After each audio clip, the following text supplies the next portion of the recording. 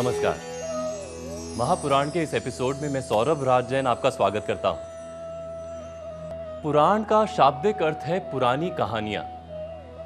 ये इंसान का स्वभाव है कि अगर उसे सरल भाषा में सही और गलत का अंतर बताया जाए तो वो उसे स्वीकार नहीं करता, लेकिन अगर वही बात उसे कहानी के माध्यम से बताई जाए तो तुरंत समझ में आ जाती है। पुराण हमारे लिए इसीलिए महत्वपूर्ण है। पुराण में देवताओं की, राजाओं की, ऋषियों की और हमारे पुराने समाज की कहानियां हैं। कहते हैं जब वेद व्यास जी को लगा कि वेद लोगों के लिए समझने में कठिन है, जन जन तक उनकी बात नहीं पहुंच रही, तो उन्होंने इसी वेदों को सरल भाषा में लिखा और फिर इन्हें 18 भागों में बांटा। इन्हीं भागों को पुराण कहते हैं। इन्हीं में से एक है शिव भागवत पुराण, जिसमें देवी लक्ष्मी के भाई जालंधर की कथा है।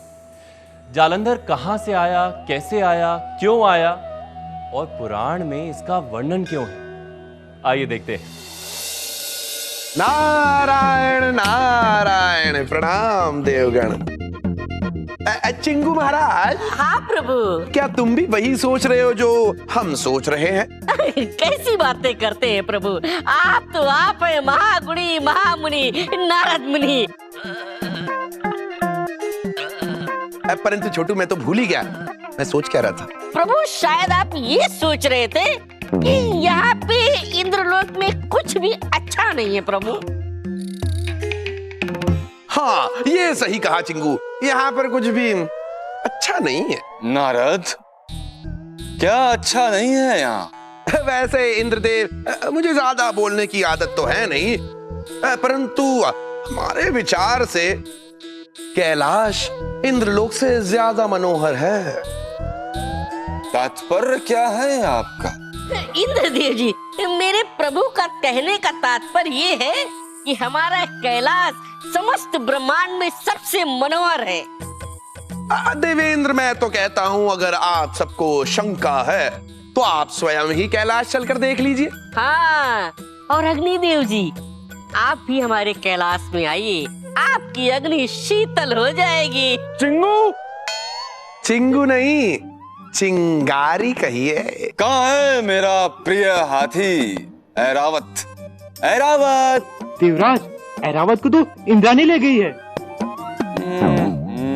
तो चलो चलते हैं कैलाश। स्वामी, स्वामी। क्या हुआ देवी पार्वती? मेरी बाईं आंख फड़क रही है, देख के बताइए ना कौन आ रहा है।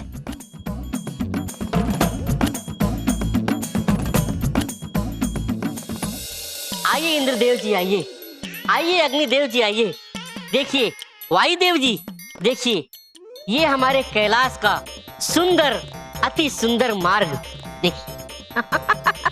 आइए आइए आइए। स्वयं देवराज इंद्र आ रहे हैं देवी। अच्छा, ठीक है। क्या हुआ देवी? निश्चय उन्हें कोई काम होगा, वरना वो आपके भक्त कब से हो गए। परंतु आप ऐसा क्यों कह रही हैं? और नहीं तो क्या, इससे पहले कभी वो यहाँ आए हैं? आप उनकी परीक्षा लीजिए कि वो आपके सच में भक्त है भी या नहीं। तो ठीक है, आप जैसा कहेंगी हम वैसा ही करेंगे। बताइए क्या करना है। तो सुनिए।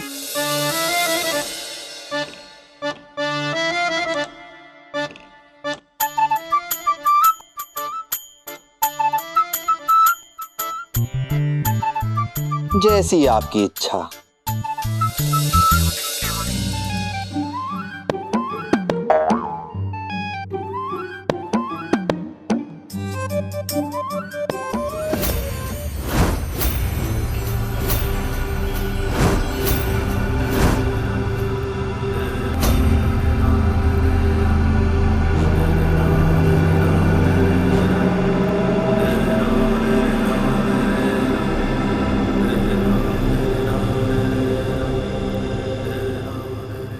चिंगू, तो ये है तुम्हारा सबसे मनोहर स्थल।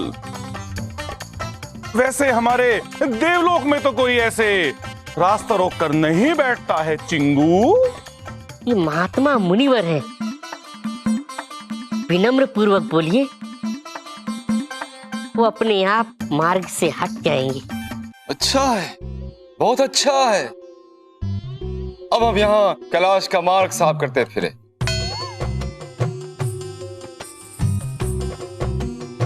मुनिवर, कृपया करके मार्ग से हटिए। क्या? कृपया मार्ग दीजिए, हमें भगवान शिव से मिलना है। शिव से मिलना है?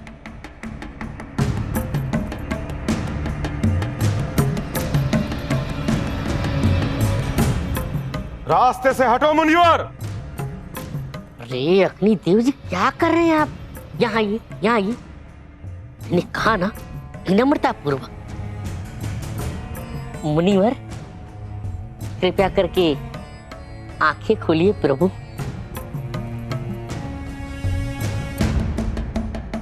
अच्छा है, बहुत अच्छा है।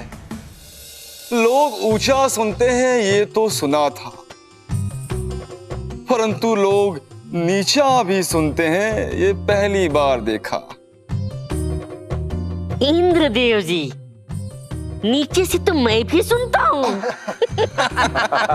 चिंगू, आपने सुना नहीं मुनिवर, रास्ते से हटो। ये अग्नि देव जी क्या कर रहे हैं आप? विनम्रता पूर्वक कहिए। मार्ग से हटिए। बस बस अग्नि देव जी, बस। अब आपसे कुछ नहीं होगा। मुनिवर, कृपया करके मार्ग से हटिए। मैं हट तो जाऊंगा, परंतु मेरे एक प्रश्न का उत्तर देना होगा, और जो सही उत्तर देगा वो जा सकता है। अच्छा है, बहुत अच्छा है। अब हम यहाँ पर प्रश्नोत्तर का खेल खेलें, क्यों चिंगू जी? इंद्रदेव जी, आप इतने गुणवान, महान, ज्ञानवान हैं। अगर इनके एक प्रश्न का उत्तर दे देंगे तो क्या हो जाएगा? पूछिए मुनिवर।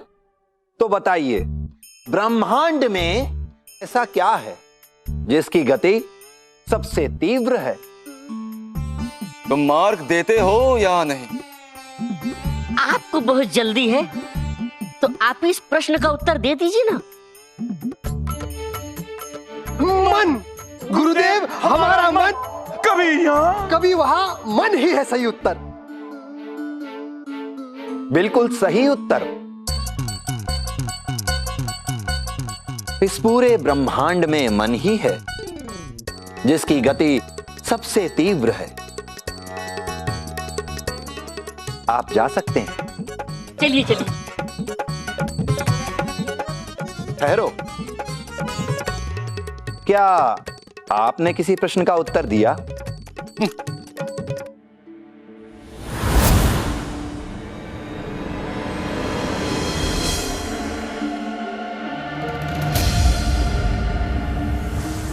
ये अवश्य ही कोई मायावी लगता है। मैं अभी इसके सारे प्रश्न ही समाप्त कर देता हूं।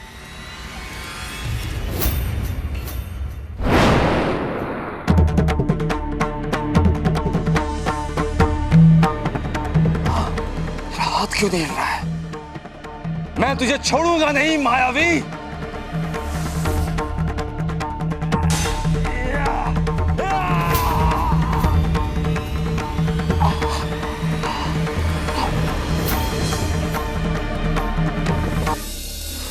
दुष्ट पाखंडी,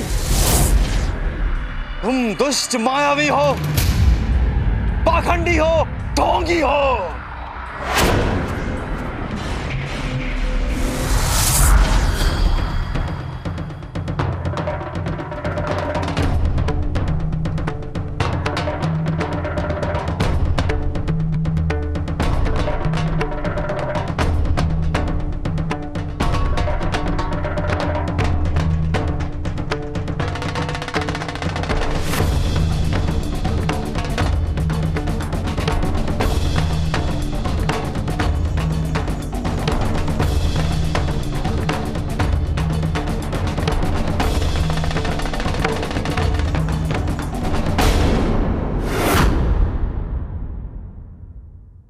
अरे अरे इंद्रदेव जी, ये आपने क्या कर दिया इंद्रदेव जी? मुझे क्या पता था कि मार्ग में रूप बदलकर स्वयं महादेव बैठे हैं।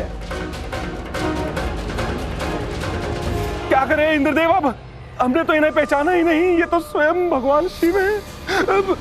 इंद्रदेव, अगर भोलेनाथ को शांत न किया गया तो इनकी ज्वाला से संपूर्ण ब्रह्मांड भस्म हो जाएगा। रोकिए। निश्चय ही इंद्र ने क्रोध दिलाया होगा। समय नहीं है माते, कुछ सोचिए। भगवान शिव को शांत करिए माते। ओम नमः शिवाय, ओम नमः शिवाय, ओम नमः शिवाय, ओम नमः शिवाय, ओम नमः शिवाय, ओम नमः शिवाय। प्रभु, अपने इस त्रिनेत्र की ज्वाला को शांत कीजिए प्रभु। क्षमा कर दीजिए इंद्र को स्वामी, आखिर वो देवताओं के राजा है। अपनी इस ज्वाला की अग्नि को शांत कीजिए, अन्यथा संपूर्ण ब्रह्मांड जलकर भस्म हो जाएगा। हे महादेव, इसे शांत कीजिए। परंतु इस ज्वाला को कैसे बुझाया जा सकता है? माते, इस प्रश्न का उत्तर तो सिर्फ मेरे परम मित्र नारद ही दे सकते हैं। पर अभी नारद है कहाँ? वायुदेव, मैं अपने परम मित्र नारद से अपने मन के द्वारा बात कर सकता हूँ। तो कीजिए ना। मेरे प्रभु चिंगू, परम मित्र नारद, अब बोलो चिंगू। हम एक बड़ी समस्या में हैं। जोर जोर से बोलो चिंगू। भोलेनाथ के त्रिनेत्र की ज्वाला को कैसे शांत किया जाए प्रभु? भोलेनाथ की त्रिनेत्र की अग्नि को शांत करने का तो एक ही उपाय है, ज्वाला को सागर में विलीन कर दो। धन्यवाद प्रभु। खुश रहो चिंगू, बाद में मिलना, बेर खाएंगे। हाँ हाँ ठीक है ठीक है, धन्यवाद प्रभु। माते, आपने सुना माते? हाँ सुना। भोलेनाथ, आप शीघ्र ही जैसा नारद ने कहा वैसा ही कीजिए।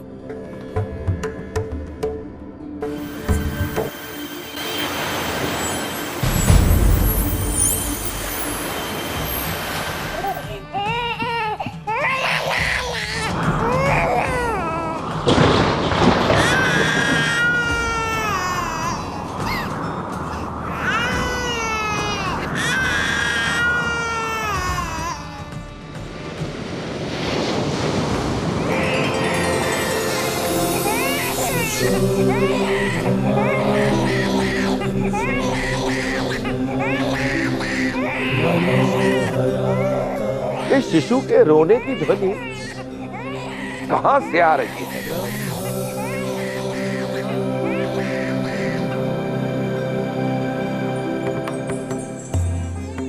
ध्वनि की दिशा से तो यह ज्ञात होता है ये पृथ्वी लोक से आ रही है। शिशु अत्यंत कष्ट में मालूम पड़ता है।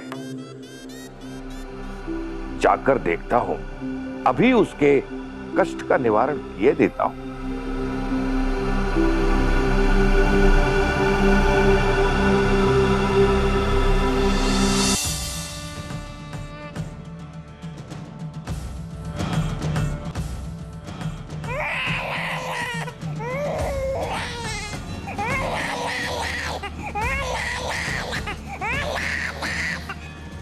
अरे समुद्र देव, आप?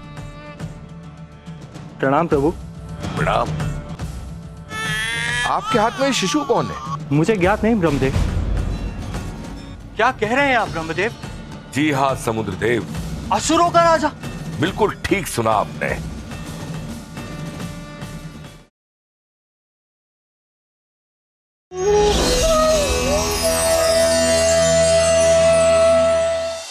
शुक्राचार्य असुरों के गुरु। हम में से ज्यादातर लोग ये बात जानते हैं, लेकिन पुराणों में उनके बारे में और भी कई चीजें लिखी हुई हैं। उनमें से रोचक बात यह है कि उनके पिता ऋषि भृगु थे, जो उनसे भी अधिक प्रतापी थे। असुरों ने शुक्राचार्य से मदद लेकर कई बार देवताओं से विजय प्राप्त की। देखते हैं जालंधर उनसे विद्या प्राप्त कर क्या करता है।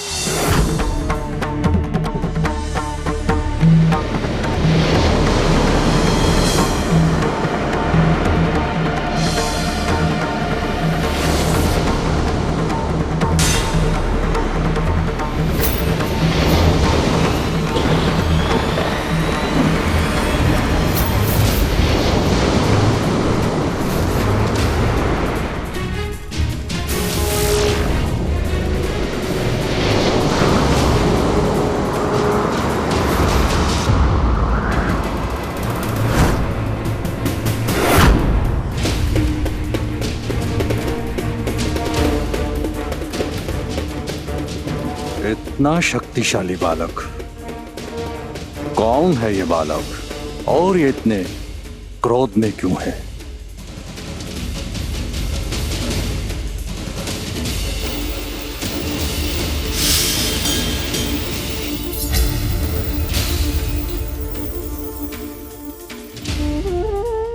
हम तुम्हारी माता को स्वर्ग ले जाने आए हैं। परंतु लोगों की मृत्यु होती क्यों है? ये तो विधि का विधान है। जिसने जन्म लिया है उसकी मृत्यु एक ना एक दिन होनी ही है। किसने बनाया ऐसा विधि का विधान? ये नियम तो स्वयं भगवान शिव ने समस्त ब्रह्मांड के लिए बनाया। मैं शिव और उन देवताओं को नहीं छोड़ूंगा। उनसे अपनी माता की मृत्यु का प्रतिशोध लेकर आऊंगा।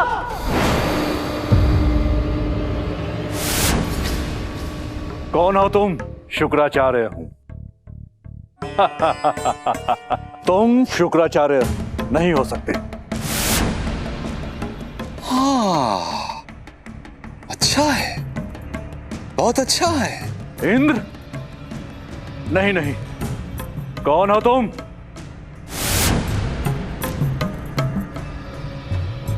ओह, तो वही बालक हो तुम। अच्छा, तो आपने मुझे पहचान लिया। तो बताइए कि आप कौन हैं? इस बालक के पास इतनी अद्भुत शक्तियां आई कैसे? कहाँ खो गए आप? मैं शुक्राचार्य हूं और मैं जानता हूं कि तुम इतने क्रोध में क्यों हो।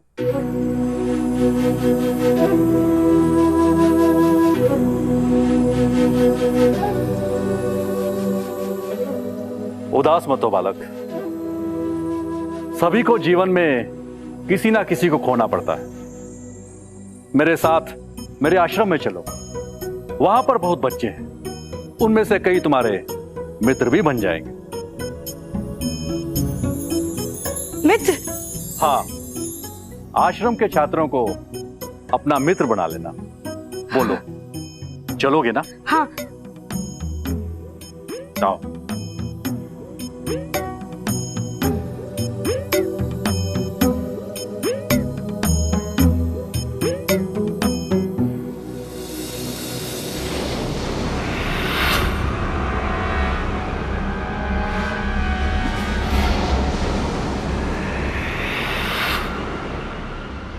ये समुद्रदेव हमारे पीछे पीछे क्यों आ रहा है?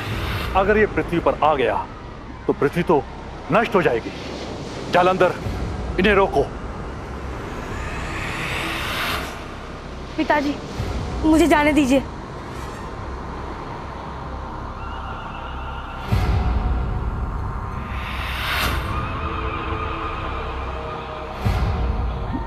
निश्चय ही यह बालक एक दिन तीनों लोकों पे राज करेगा। ओम अमृतोपसर्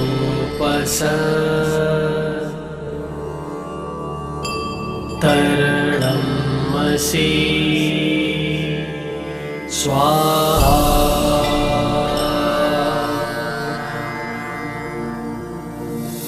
ओम अमृता शरीरमयिता स्वाहा।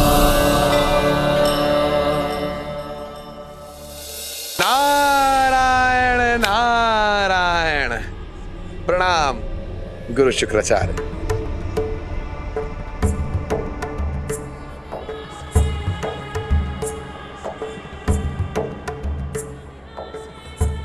प्रणाम प्रणाम गुरुदेव।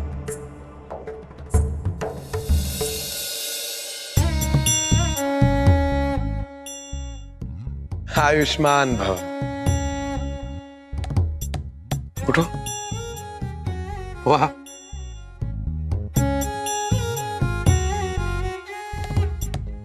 तुम तो ताड़ के वृक्ष से भी लंबे हो गए, शक्तिशाली हो गए हो। कहिए नारद, कैसे आना हुआ? बस कई वर्ष हो गए थे जालंधर को देखे हुए, सोचा आ जाऊं, इसी बहाने आपसे भी भेंट हो जाएगी। उत्तम, अति उत्तम।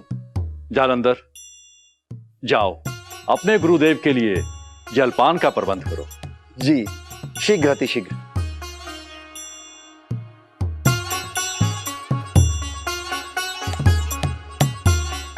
आओ नारद। गुरुदेव। गुरुदेव, मेरा यहां आने का उद्देश्य तो कुछ और ही था। हाँ, कहिए नारद। गुरुदेव, जालंधर अब व्यस्क हो चला है। हमें उसके विवाह के बारे में सोचना चाहिए। बात तो आपकी ठीक है नारद, किंतु विवाह के लिए कन्या भी तो चाहिए। कन्या है गुरुदेव, कन्या है, किंतु मैं चाहता हूं कि जालंधर का विवाह असुर गोत्र में ही हो। जानता हूं गुरुवर, जानता हूं, इसलिए तो कन्या असुर गोत्र की ही ढूंढ के लाया हूं। किंतु किससे? असुर सम्राट कालनेमी की पुत्री वृंदा।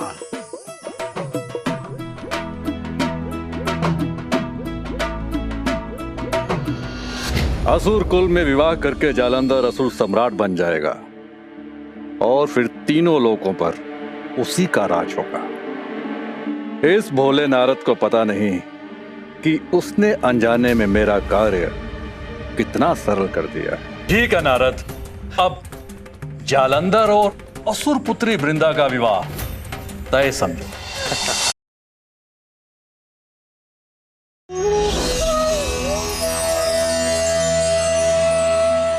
बचपन में हमने कई बार सुना है कि बेटा शैतान बनना तो बहुत आसान है, लेकिन क्या इंसान बने रहना इतना मुश्किल? बचपन में मुझे बातें समझ नहीं आती थी, लेकिन आज जालंधर की कहानी देखते हुए कुछ समझ में आ रहा है। वास्तव में असुर, इंसान, राक्षस, देवता, ये अलग अलग प्रजातियां नहीं होती। आपका व्यवहार, आपकी सोच, आपका आचरण दूसरों के प्रति कैसा है, ये आपको इनमें से कोई एक बनाता है। आपने रामायण की कहानी तो सुनी होगी। राम जी ने मनुष्य के रूप में ही जन्म लिया था, लेकिन अपने व्यवहार और आचरण की वजह से समाज में भगवान कहलाए। वही रावण जैसा ज्ञानी पूरे ब्रह्मांड में कोई नहीं था, फिर भी असुर कहलाया, क्योंकि रावण ने विद्या तो प्राप्त कर ली, लेकिन उसके अंदर विनय के स्थान पर अहंकार ने अपना घर बना लिया। और उसके विपरीत उसका छोटा भाई जो उसी के कुल में जन्म लिया, विभीषण, उसे कुछ नहीं हुआ, वो असुर नहीं कहलाया। रावण के चक्कर में जालंधर की बात तो मैं भूल ही गया। आइए देखते हैं शुक्राचार्य से विद्या ग्रहण करने के बाद जालंधर ने आखिर किया क्या।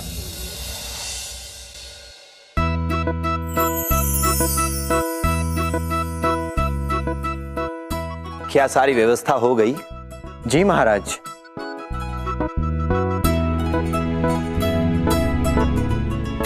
आइए महारानी।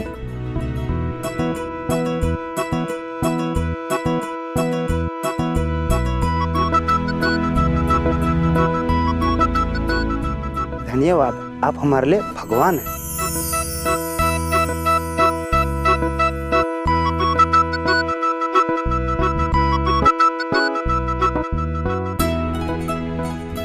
आपकी देखरेख से हमारा राज्य स्वर्ग जैसा बन गया है।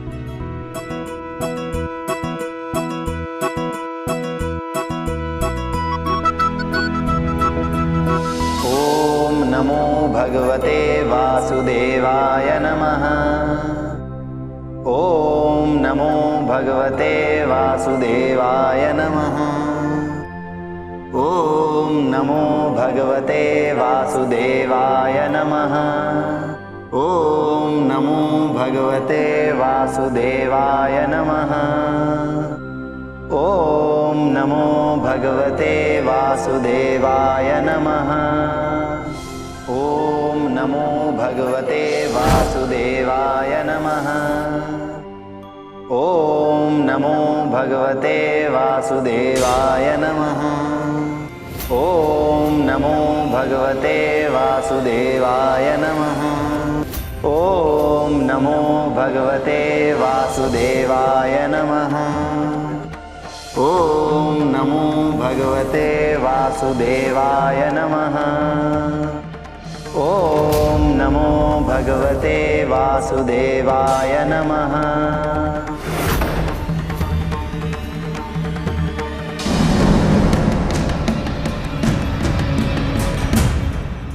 प्रणाम पिताश्री। आयुष्मान भव।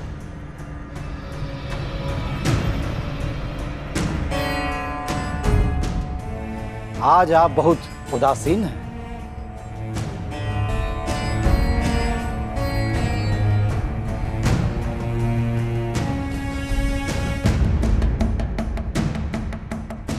बताइए ना, क्या हुआ आपको?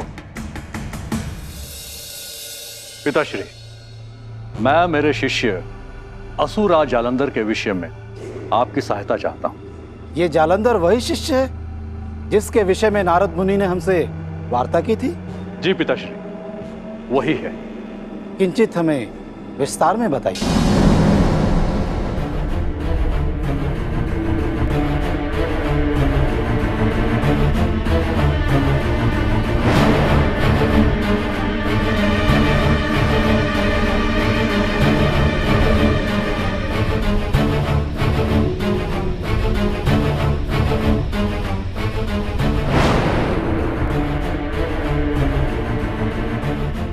परंतु गुरुदेव, मैं एक असुर कन्या से विवाह नहीं करूंगा।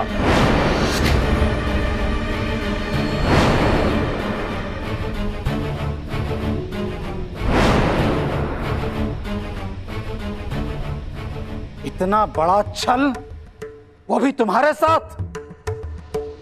उसे ज्ञात नहीं है कि देवताओं ने असुरों के साथ कितना छल किया है। पिताश्री, और ऊपर से उसकी वाद्य वृंदा, वो तो सदैव उस छलिए विष्णु के ही गुणगान करती रहती। तुम कदापि चिंतित मत हो पुत्र। जी पिताश्री। हम अभी जाकर असुरों पर देवताओं द्वारा किए गए अत्याचारों के विषय से उसे अवगत कराते हैं।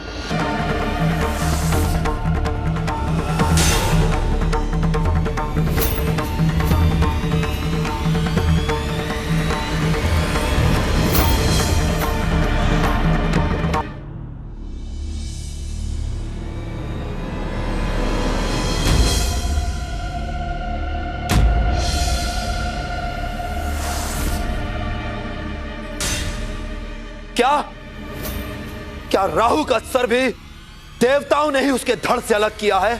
इतना ही नहीं, उन कपटी देवताओं ने समुद्र मंथन करके तुम्हारे पिता समुद्र देव की सारी संपत्ति, धन दौलत सब कुछ हड़प लिया। अब तुम्हें उन देवताओं से वो सब वापिस लेना है जो तुम्हारा है। ठीक कह रहे हैं आप गुरुदेव। अब समय आ गया है कि वो सब कुछ जिस पर मेरा अधिकार है उसे पुनः प्राप्त करूंगा। नहीं स्वामी, आप असुर गुरु शुक्राचार्य की बातों में मत आइए। तुम्हारा इतना साहस कैसे हुआ कि तुम दोबारा यहाँ आओ? मैं कब से आप लोगों की बातें सुन रही हूँ, अब और नहीं। मौन, इसी क्षण मौन हो जाओ वृंदा। तुम हमारे गुरु से इतने ऊंचे स्वर में बात नहीं कर सकती। अभी इसी क्षण यहां से चली जाओ। शांत हो जाओ पुत्र। वृंदा तुम्हारी पत्नी है। जालंधर, है क्या कोई ऐसा धुरंधर जो इंद्रलोक में जाकर इंद्र से तुम्हारे पिता की संपत्ति वापस ला सके? है क्या कोई ऐसा धुरंधर? है गुरुदेव। कौन है वो? बुलाओ उसे। घास मार, घास मार।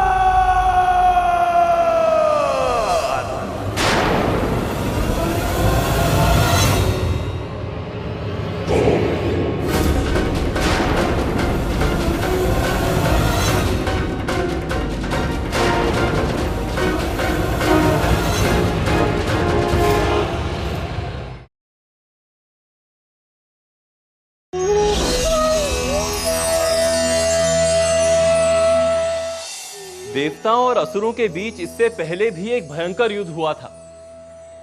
इसकी चर्चा विष्णु पुराण में है। असुर जब तब देवताओं के ऊपर आक्रमण करते रहते, तब भगवान विष्णु ने देवताओं को असुरों के साथ दोस्ती करने की सलाह दी और साथ ही समुद्र मंथन करने को भी कहा। समुद्र मंथन से जो अमृत निकलता उससे देवता अमर हो जाते। अमृत निकलते ही देवताओं और असुरों में युद्ध छिड़ गया। तब भगवान विष्णु ने स्त्री का रूप लेकर सबको अमृत बराबरी से पिलाने का प्रस्ताव रखा, जिसे सबने मान लिया। फिर भगवान विष्णु ने छल से सारा अमृत देवताओं को पिला दिया। जब असुरों को इसका पता चला तो उन्होंने देवताओं पर आक्रमण कर दिया, लेकिन जीत देवताओं की हुई। इंद्रदेव! क्या हुआ अग्निदेव? उस घासमार ने इंद्रलोक पर आक्रमण कर दिया है इंद्रदेव। क्या? अब ये उसकी पहली और अंतिम भूल साबित होगी। अग्निदेव, सेना इकट्ठा करो और आक्रमण करो उस घासमार पर।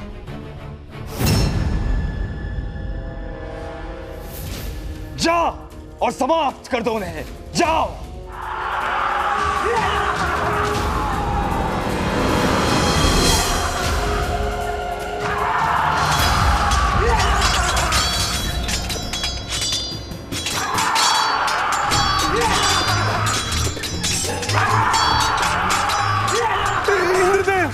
धीरे धीरे हमारे सारे सैनिक समाप्त होते जा रहे हैं। नारायण नारायण। नारद मुनि, आप? प्रणाम देवराज। अब आप ही कुछ उपाय बताइए, हमारे सारे देवता मृत हो रहे हैं। हाँ देवराज, वो तो मैं देख सकता हूं। चिंता की घड़ी है और उपाय तो मेरे पास है। तो बताइए ना। देवराज, ऐसा करें, आपके सभी मृत देवताओं को आप गुरु बृहस्पति के पास द्रोणगिरी पर्वत पर ले जाइए। द्रोणगिरी पर्वत पर क्यों? देवराज, द्रोणगिरी पर्वत पर रहस्यमयी मायावी जड़ी बूटियां हैं, जिनके सेवन से मृत देवता पुनः जीवित हो जाएंगे। हाँ। अच्छा है, बहुत अच्छा है, बहुत अच्छा है।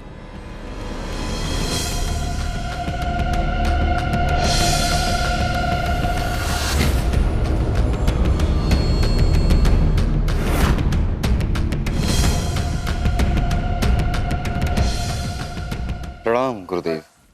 आयुष्मान भव इंद्रदेव। गुरुदेव, कृपया इन्हें पुनः जीवित कर दें। अवश्य इंद्रदेव।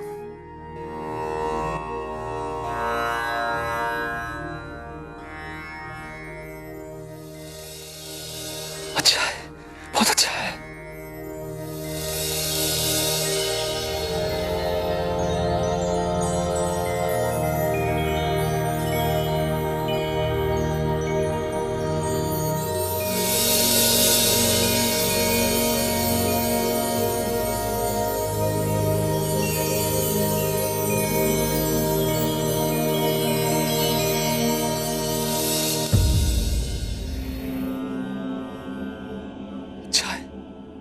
बहुत अच्छा है गुरुदेव।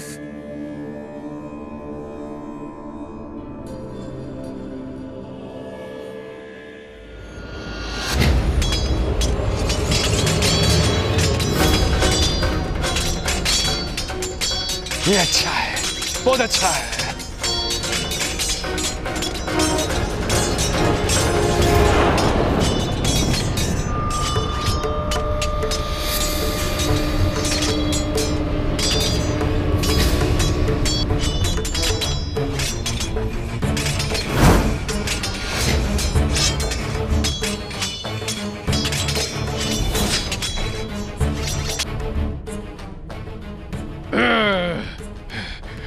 मुझे लगता है देवता पुनः जीवित होते जा रहे हैं।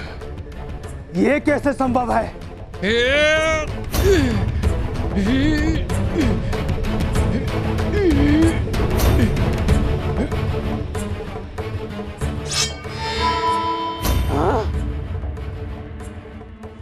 इसे तो मैंने थोड़ी देर पहले ही मारा था। निश्चय देवता छल कर रहे हैं।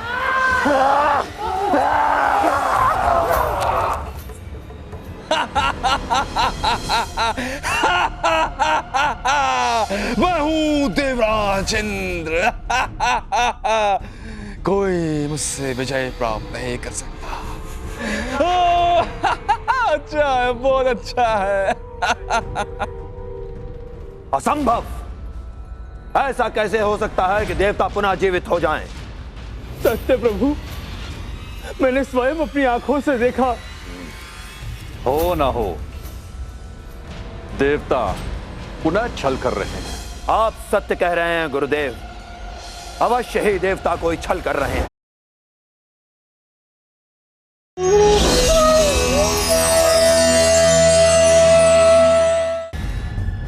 नारायण नारायण नारायण।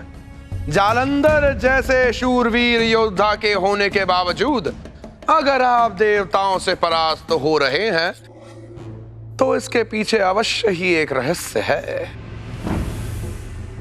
आप कृपा कर पहेलियां ना बुझाएं। आप केवल यह बताएं कि देवता पुनः जीवित कैसे हो रहे हैं। बृहस्पति सहायता कर रहे हैं उनकी। द्रोणगिरी पर्वत पर पाए जाने वाले रहस्यमयी जड़ी बूटियों की सहायता से वे देवताओं को पुनः जीवित कर रहे हैं। बृहस्पति, मुझे इसी बात का डर था। इसी से सिद्ध हो रहा है कि देवता छल कर रहे हैं। जालंधर, देवताओं से अगर युद्ध में विजयी होना है तो सबसे पहले हमें देवताओं की जीवन रेखा काटनी होगी, यानी द्रोणगिरी पर्वत में मिलने वाली चमत्कारी जड़ी बूटियों को उनसे दूर करना होगा। आप पश्चात क्या करें गुरुदेव?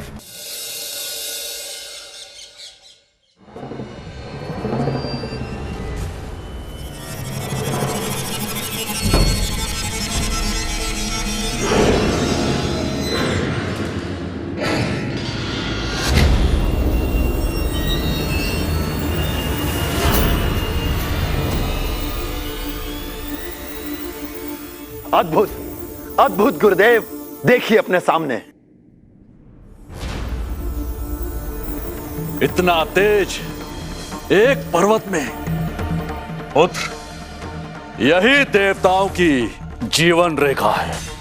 जाओ पुत्र, जाओ, अपनी शक्तियों से इन देवताओं की जीवन रेखा छीन लो। जाओ। आदेश दें गुरुदेव।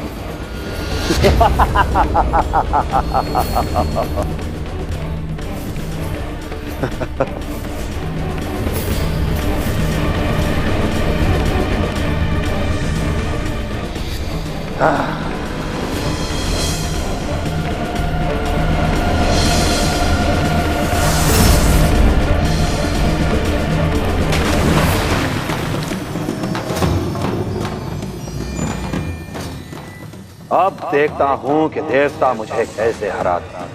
वाह पुत्र, वाह।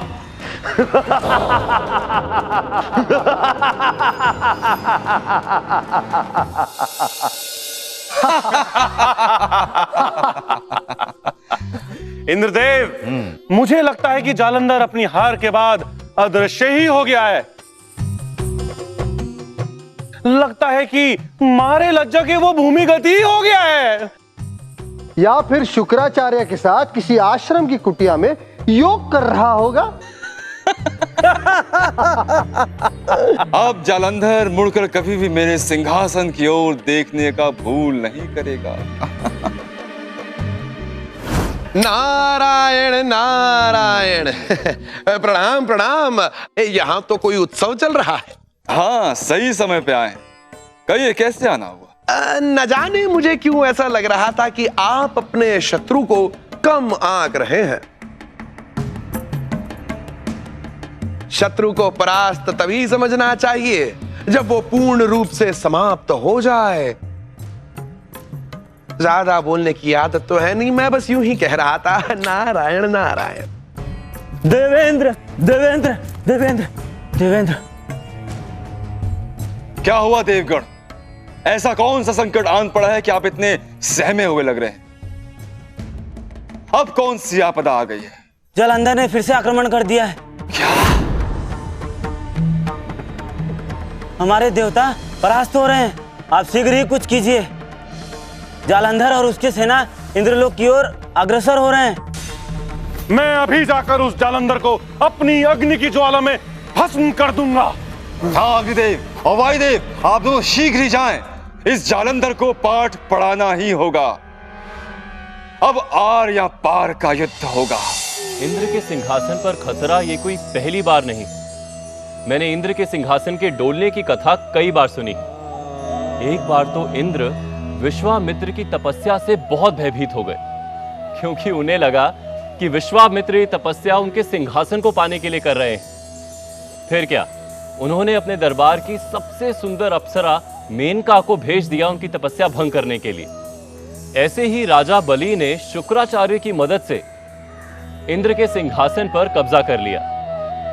तब श्री हरि ने वामन अवतार लेकर इंद्र की मदद की। अब इस बार इंद्र अपना सिंहासन असुरों से कैसे बचाएंगे, ये हम जानेंगे महापुराण के अगले अध्याय में। नमस्कार।